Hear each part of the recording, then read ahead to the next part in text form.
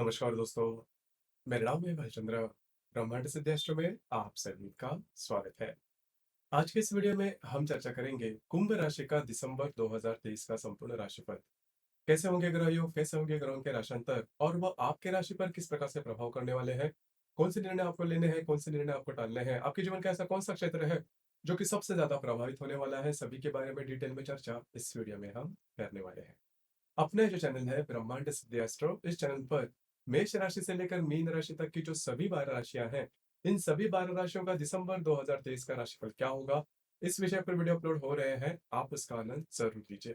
तो आज के इस वीडियो में हम चर्चा करेंगे कुंभ राशि का दिसंबर 2023 का संपूर्ण राशिफल। शुरुआत हम आपके स्वास्थ्य से करेंगे, मतलब आपका जो स्वास्थ्य है मानसिक या फिर शारीरिक, वो किस प्रकार का होगा।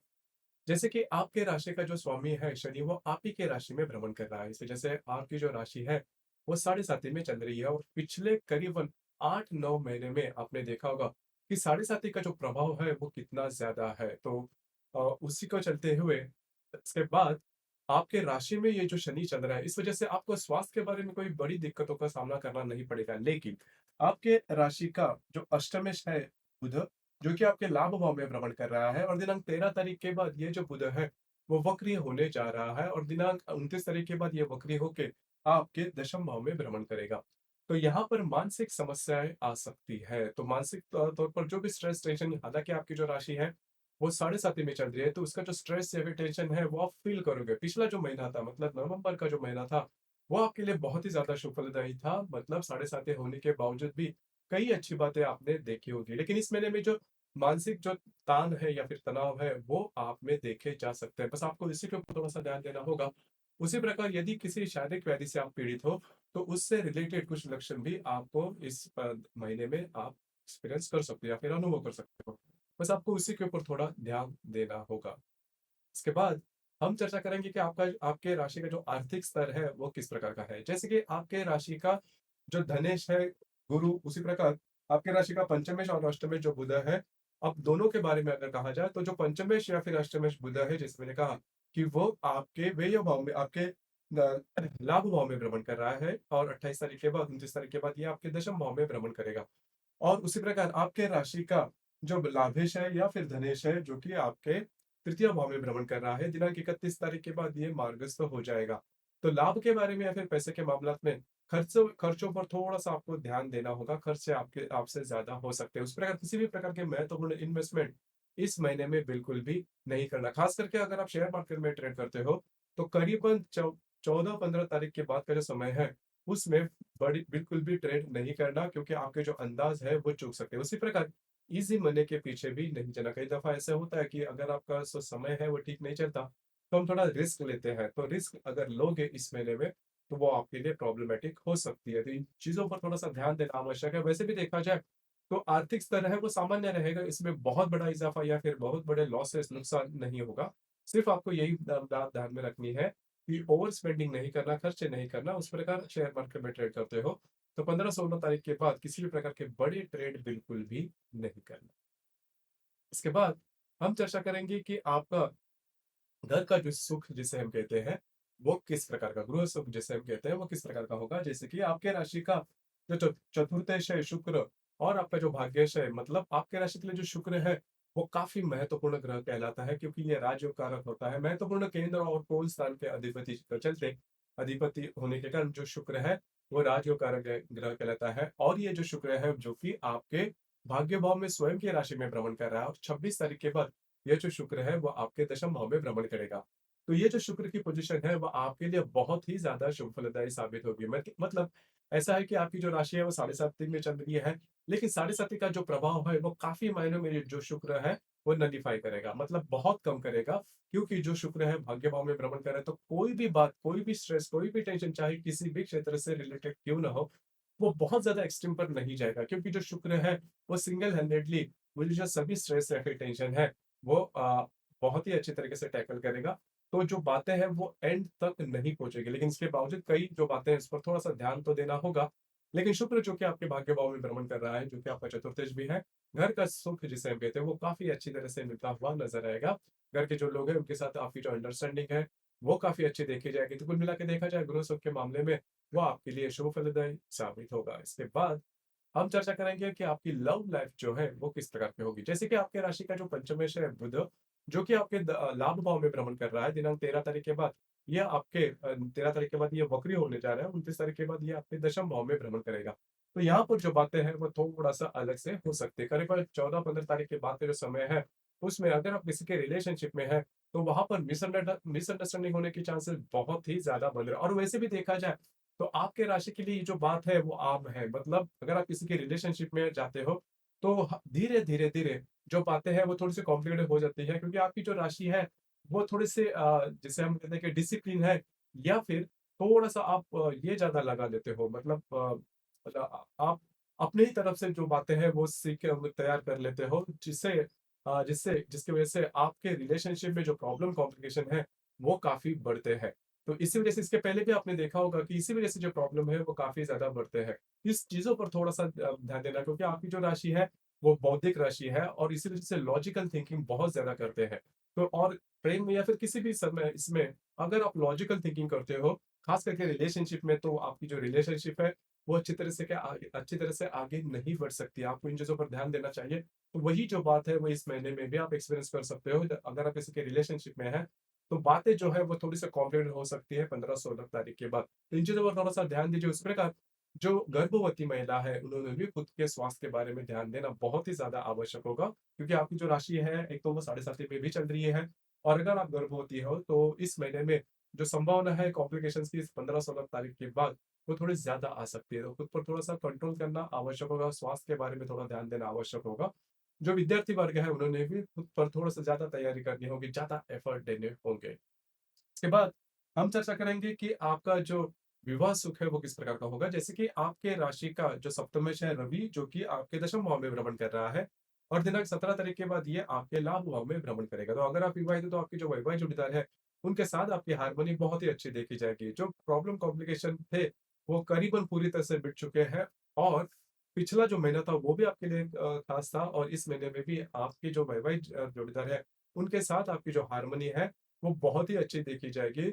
उसी प्रकार जो विवाह करना चाहते हैं, उनके लिए भी ये जो संपूर्ण महीना है, मतलब करीबन 17-18 तारीख के बाद का जो महीना है, वो आपके लिए बहुत ही ज़्यादा शुभ फलदायी साबित होगा। मतलब साढ़े साती चलते हुए भी उसके जो रिज़ल्ट्स हैं, खास करके जो विवाह करना चाहते हैं, उनके लिए पॉज़िटिव साबित होंगे। इसके बाद हम चर्चा करेंगे कि आपके राशि का जो अ आपके राशि का जो करियर है उसके मामले में, जैसे कि आपके राशि का जो दशमेश है या फिर इसे कर्मेश भी कहते हैं, ये जो मंगल है वो आप ही के राशि में भ्रमण कर रहा है। दिनांक 28 तारीख के बाद यह आपके लाभ भाव में भ्रमण करेगा। अब यहाँ पर जो रवि है उसका भी भ्रमण चल रहा है। 17 तारीख के बाद ये जो रवि है वो आपके लाभ भाव में भ्रमण करेगा। उसी प्रकार जो बुध है, जो कि आपके लाभ भाव में भ्रमण कर रहा है, 13 तारीख के बाद वक्री हो जाएगा, और करीबन 29 तारीख के बाद ये जो बुध है वक्री होके आपके दशम भाव में भ्रमण करेगा। तो यहाँ पर जो 2 ग्रह हैं वो बहुत ही महत्वपूर्ण है। उसी प्रकार ये जो शुक्र है, वो भी करीबन 27-28 तारीख के बाद आपके दशम भाव में भ्रमण करेगा। अब यहाँ पर सबसे महत्वपूर्ण है कि रवि और मंगल, ये जो 2 ग्रह हैं, वो आपके राशि में दशम भाव में भ्रमण कर रहे हैं। तो यहाँ पर जो मंगल है वो काफ़ी दिनों तक, करीबन संपूर्ण महीने तक आपके दशम भाव में भ्रमण करेगा। तो यहाँ पर जो बातें हैं वो आपके लिए अच्छी भी है, थोड़ी-सी कॉम्प्लिकेटेड भी है, कि जो भी आपका कार्यक्षेत्र है वहाँ पर आप चमकोगे। मतलब आपके जो पर्सनैलिटी है, या फिर आपकी जो सबसे बेस्ट क्वालिटीज़ है, वो है डिसिप्लिन। तो जो डिसिप्लिन की वज़ह से आप जहाँ पर आप काम करते हो, वहाँ पर आपके काम की वाह-वाह हो सकती है। लेकिन आपके जो गुप्त शत्रु हैं, इनकी कार्रवाइयाँ थोड़ी बढ़ सकती हैं। लेकिन आप उनके पूरी तरह से अपोज़ में जाके अपना जो सिक्का है, वो जमाओगे, जो कि बहुत अच्छी बात होगी। उसी प्रकार जहाँ पर आप काम करते हो, वहाँ पर के जो वरिष्ठ होंगे, उनसे भी आपको काफ़ी अच्छी शाबाशी मिल सकती है। तो कुल मिला के जो भी काम है, खास करके अगर आप कोई बिज़नेस करते हो, तो उसमें आउटशाइन होने की संभावना बहुत ही अच्छी बन रही है इस महीने में।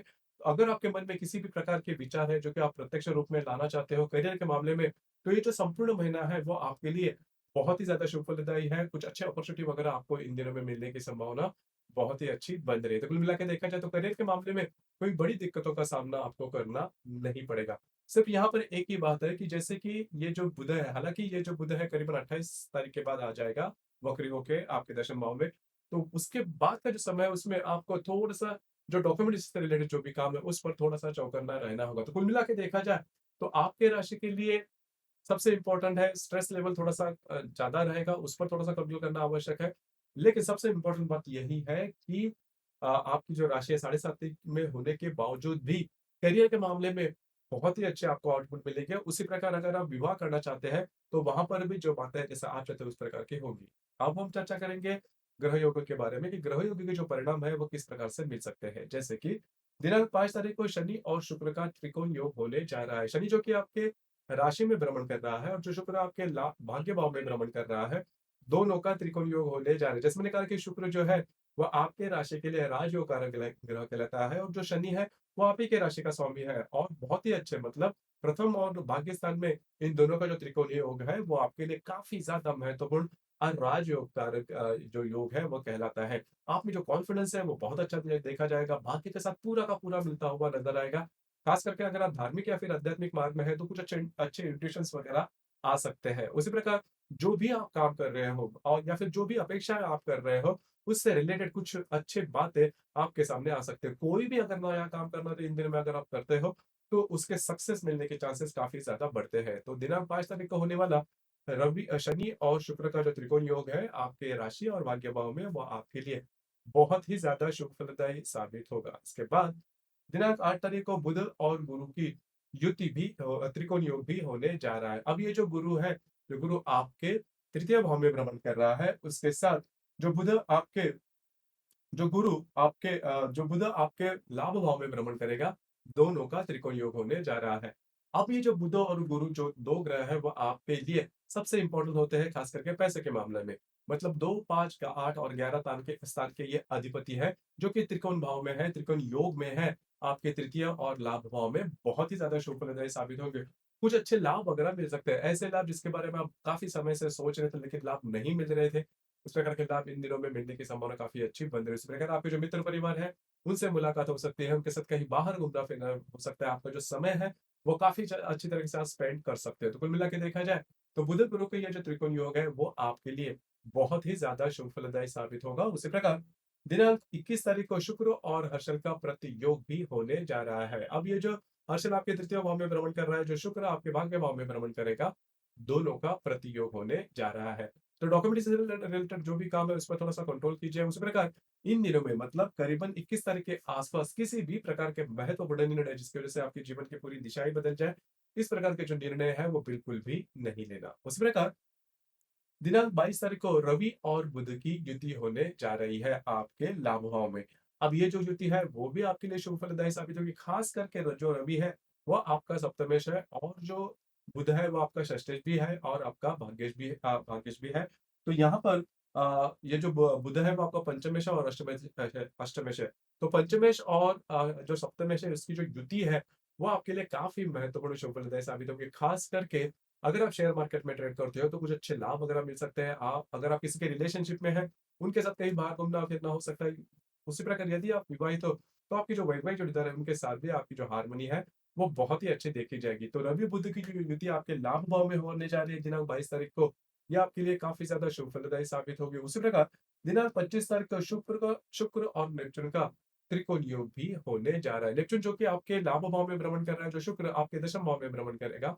नेपच्यून जो कि आपके धन भाव में भ्रमण कर रहा है, जो शुक्र आपके दशम भाव में भ्रमण करेगा, दोनों का त्रिकोण योग होने जा रहा है।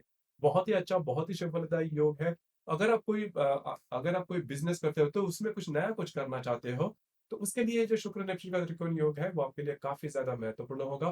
कुछ अच्छे इंट्यूशंस आपको मिल सकते हैं, बस आपको उसी के ऊपर थोड़ा ध्यान देना आवश्यक है। कुल मिला के देखा जाए तो शुक्र नेपच्यून का जो त्रिकोण योग है, वह आपके लिए बहुत ही ज़्यादा शुभ फलदायी साबित होगा। उसी प्रकार दिनांक 27 तारीख को रवि और गुरु का त्रिकोण योग होने जा रहा है। उसी दिन ही मंगल और बुध की युति भी होने जा रही है और बुध और नेपच्यून का केंद्र योग भी होने जा रहा है। तो ये जो तीनों योग है एक ही दिन में होने जा रही है, लेकिन इसमें रवि और गुरु का जो त्रिकोण योग है वो आपके लिए बहुत ही ज्यादा शुभ फलदायी साबित होगा। गुरु जो कि आपके तृतीय भाव में भ्रमण कर रहा है और जो रवि आपके लाभ भाव में भ्रमण कर रहा है, दोनों का त्रिकोण योग होने जा रहा है। काफी महत्वपूर्ण, काफी शुभ फलदायी योग है। यहाँ पर जो गुरु है वो आपका लाभेश है और द्वितेश है और जो रवि है वो आपका सप्तमेश है। तो यहाँ पर ये जो त्रिकोण योग है, जैसे मैंने शुरू आपने कहा, जो व्यक्ति मतलब कुंभ राशि के जो व्यक्ति विवाह करना चाहते हैं, उनके लिए सबसे ज़्यादा फ़ेवरेबल योग है। उसी प्रकार जो भी आपका कार्यक्षेत्र है, जिस भी प्रकार की आपकी एक्सपेक्टेशन है, उससे रिलेट अगर आप इस योग से करते हो, तो वो काफ़ी ज़्यादा शुभ फलदायी साबित होगा। किसी भी प्रकार की यदि आपकी एक्सपेक्टेशन है, वो इन दिनों में पूरे होने की संभावना काफ़ी अच्छी बन रही है। आप में जो कॉन्फिडेंस है, वो बहुत ही अच्छा देखा जाएगा। जो भी काम का आप करोगे, उसमें सक्सेस रेट रेट जो है, वो काफ़ी अच्छा देखा जाएगा। तो रवि गुरु का जो त्रिकोण योग आपके तृतीय या फिर लाभ भाव में होने जा रहा है, वो आपके लिए काफ़ी ज़्यादा शुभप्रदायी साबित होगा। आपके जो मित्र परिवार उनके साथ कहीं बाहर घूमना-फिरना हो सकता है, पिकनिक में जा सकते हो। कुछ अच्छा समय आप इन दिनों में स्पेंड कर सकते हो। बस सिर्फ़ यहाँ पर मंगल बुध की जो युति है, वो थोड़ा-सा आपके जो आपके जो मित्र परिवार है, उनमें तू-तू, मैं-मैं हो सकती है। बस आपको उसी के ऊपर थोड़ा-सा ध्यान देना होगा। उसी प्रकार पैसे की जो भी आपके ट्रांज़ैक्शन रहेंगे, उसमें भी आपको थोड़ा-सा सटीक रहना होगा। उसी प्रकार दिनांक 28 तारीख को नेपच्यून और मंगल का केंद्र योग होने जा रहा है। अब ये जो मंगल है, जो कि आपके लाभ भाव में भ्रमण करेगा, इसके साथ आपके द्वितीय भाव का जो नेपच्यून है, वो केंद्र योग करने जा रहा है। तो यहाँ पर आपकी जो स्पेंडिंग रहेंगे, उसके ऊपर थोड़ा-सा ध्यान देना आवश्यक है। उसी प्रकार किसी भी प्रकार के महत्वपूर्ण निर्णय, जैसे कि इन्वेस्टमेंट के मामले में आपको थोड़ा-सा चौकन्ना रहना होगा। आपके जो अंदाज़ जो है, वो इन दिनों में थोड़े बहुत चूक सकते हैं। उसी प्रकार दिनांक 28 तारीख को जैसे मैंने कहा, तो इस जो ये जो बात है, इस पर थोड़ा-सा आपको ध्यान देना होगा। इस महीने की जो अमावस है, वो 12 तारीख को है और जो पूर्णिमा है, वो 26 तारीख को है। अमावस्या और पूर्णिमा के दिन रविचंद्र का जो आकर्षण होता है पृथ्वी के प्रति, वो काफ़ी ज़्यादा पाया जाता है। इस वजह से हम जो है, ज़्यादा इमोशनल हो जाते हैं और इमोशन में लिए गए निर्णय चूकने की ही संभावना ज़्यादा बनती है। तो इस महीने की करीबन 12 तारीख और 26 तारीख को किसी भी प्रकार के महत्वपूर्ण निर्णय नहीं लेना, विवादों में नहीं जाना। तो कुल मिला के देखा जाए या फिर मोटे तौर पर देखा जाए, तो थोड़ा-सा आपको स्वयं के विचारों पर, इमोशंस पर थोड़ा-सा कंट्रोल करना है। लेकिन आपको जो फाइनेंशियली कोई प्रॉब्लम बड़ी नहीं आएगी, सिर्फ़ अगर आप शेयर मार्केट में ट्रेड करते हो, वहाँ पर थोड़ा-सा आपको लगाम कसनी होगी, थोड़ा-सा सजग रहना होगा। उसी प्रकार जो विवाह करना चाहते हैं, उनके लिए ये महीना काफ़ी खासा देखा जाएगा और सबसे इम्पोर्टेंट बात, करियर के मामले में अगर देखा जाए, तो बहुत ही अच्छा ये महीना है। कुछ अगर आप नया करना चाहते हो, तो ये जो संपूर्ण महीना है, वो आपके लिए बहुत ही ज़्यादा शुभफलदायी साबित होगा। तो दोस्तों, ये था कुंभ राशि का दिसंबर 2023 का संपूर्ण राशिफल। आपको ये राशिफल कैसे लगा? आपने किस प्रकार से अनुभव किया? नीचे कमेंट बॉक्स में ज़रूर कमेंट करना और अपना जो चैनल है ब्रह्मांड सिद्धि एस्ट्रो, इसे भी लाइक, शेयर और सब्सक्राइब ज़रूर करना। धन्यवाद।